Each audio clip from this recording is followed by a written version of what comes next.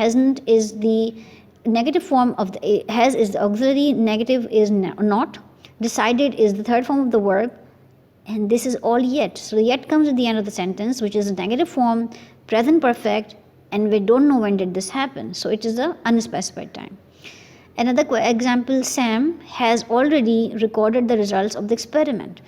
So Sam is the subject, helping verb is or auxiliary is has, already used for the positive sentence, recorded the third form of the verb. And this all shows when did this happen, we don't know, but this has happened for sure.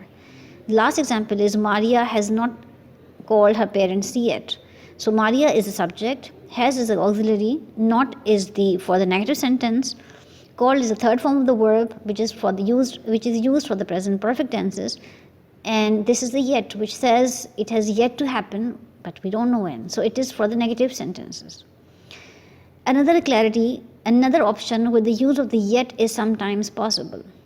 In this case, we spoke about yet already so far, and this is an additional information. In this case, the verb is positive and the adverb yet does not appear at the end of the sentence. We spoke so far कि जो yet होगा वो हमेशा आपका negative sentence में इस्तेमाल होगा, and that will come at the end of the sentence. It's another usage form जिसमें आपके पास yet sentence के end में नहीं बल्कि in the middle आ रहा है, और it is for the positive and the verb does not appear at the end of the sentence yet.